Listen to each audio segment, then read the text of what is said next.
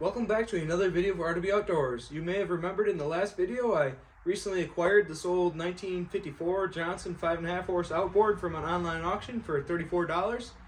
It was seized up and I got it freed up and it has good compression, but it doesn't have any spark. So in this video I'm hoping to be able to show you guys how to restore spark in these old outboards.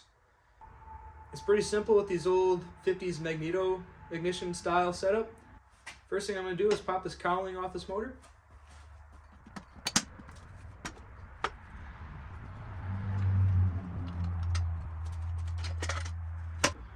Alright, so now I got the cowling off the motor.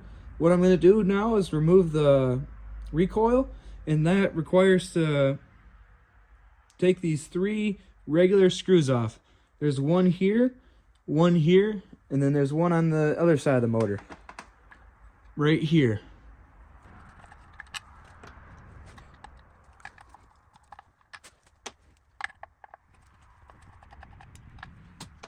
Then the recoil should be able to just lift up, just like so. And here's the flywheel.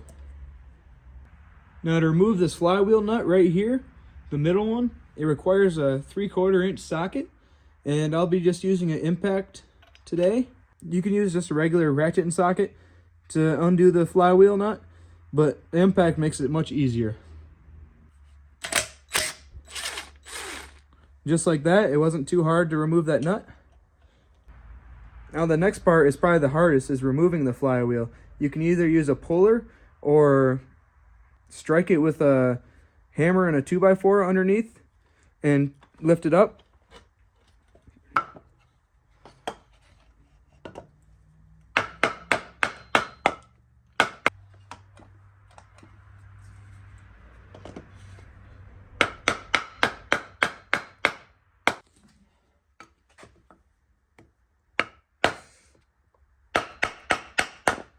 And then you can see just like that, by rotating the flywheel, it broke it loose.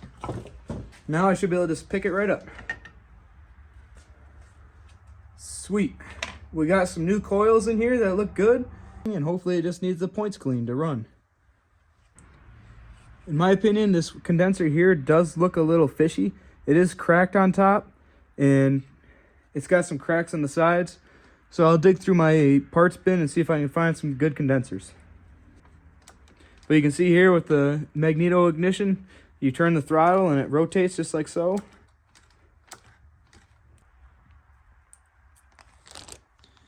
One thing I did notice, which is great, is these are new OMC coils. And digging around in my bag of spare ignition parts, I found a few condensers, and these are both good. So I'm going to be replacing this one here.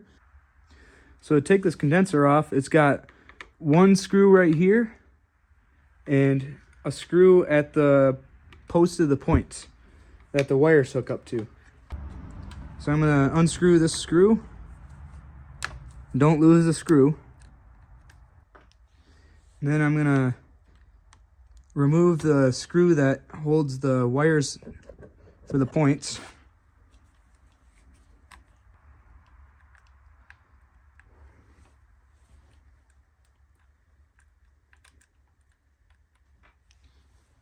And now this condenser comes right up. You can see how the condenser I just took out, which is the top one, the orange part is cracked and bulged out some compared to the good one, which is the bottom. So I'm going to be replacing the condenser now. And to install the condenser, it's the same way you did to remove it, is put it in the little spot and then screw the screw back in.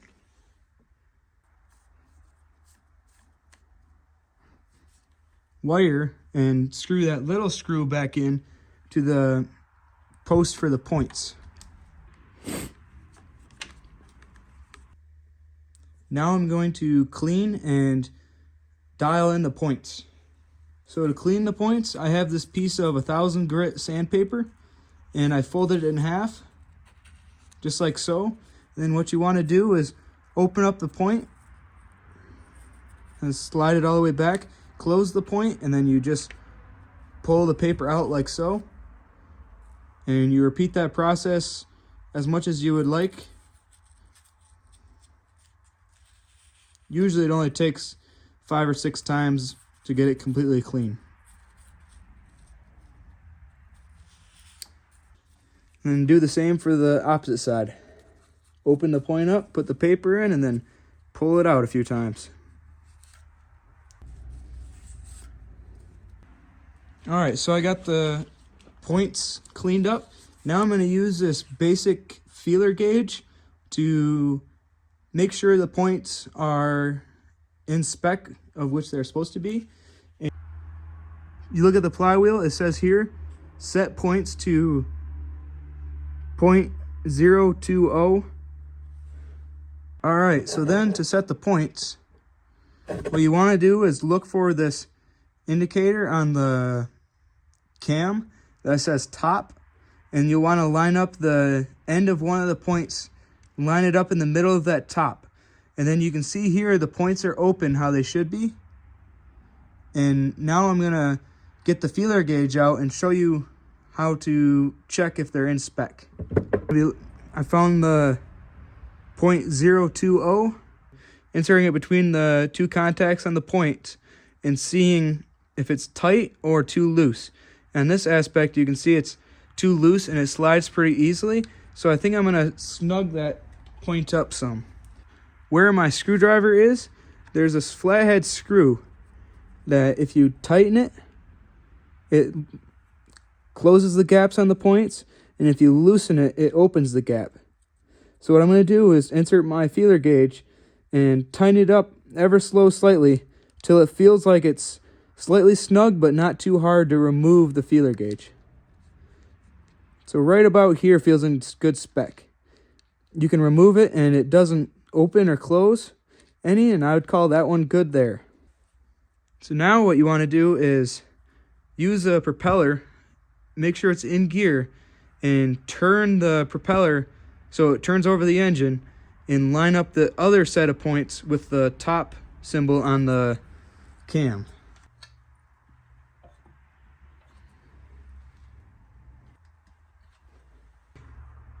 Right of my point to line up with the O and top. And now I'm gonna see what the gap is. And this set of points is too tight. You can see here when I insert my feeler gauge, it makes the points want to open up.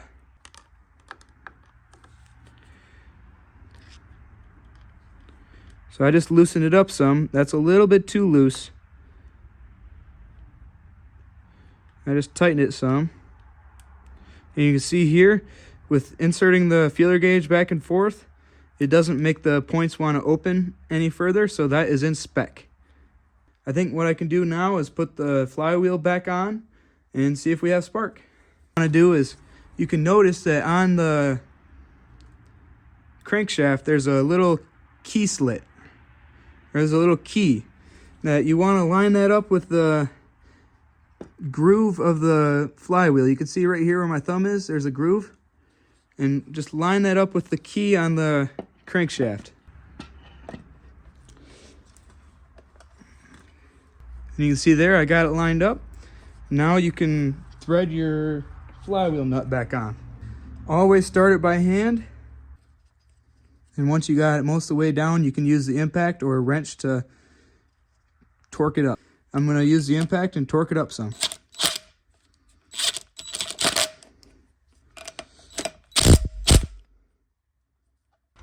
Now I'm going to put that recoil back on and see if we have spark.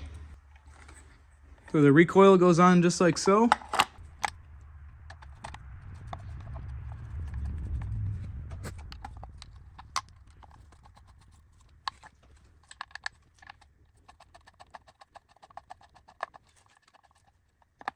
Alright, so I grabbed another spark plug and I took one of the boots off the motor and put it against the block, and we'll see if it has spark.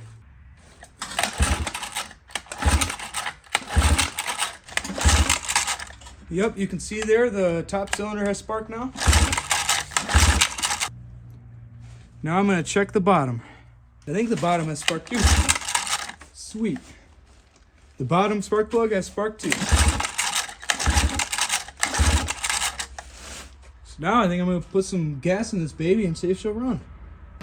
Alrighty, so I have my motor in a bucket of water. I understand it's not much water, but for today that I'm not going to be running it very much, it's alright. And these older motors do take a dual line pressure tank system, and I have my pressure tank that I hooked up that I restored a few videos back. I'm going to be priming some gas into the engine now. And you can watch the sediment bowl fill up with gas. Now I'm going to put the motor in the start position, pull the choke out,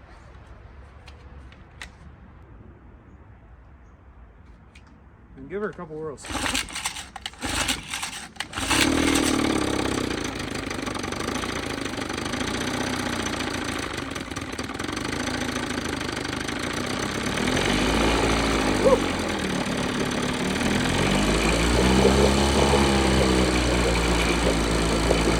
That wasn't too bad.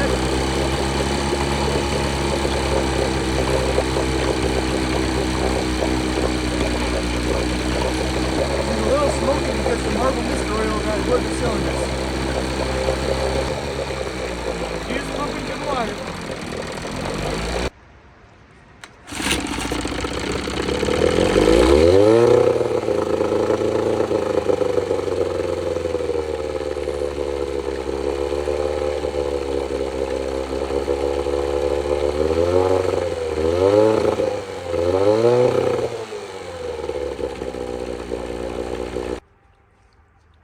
Well, that wasn't too bad at all to get this motor running.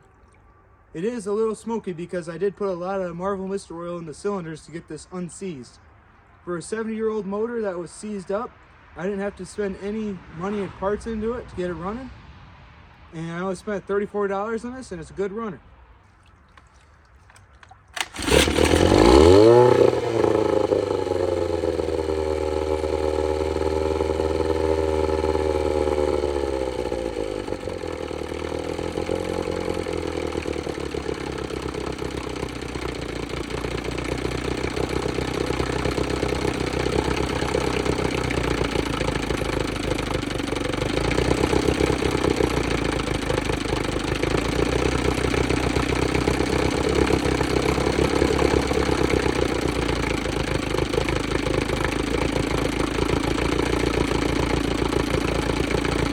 It was great.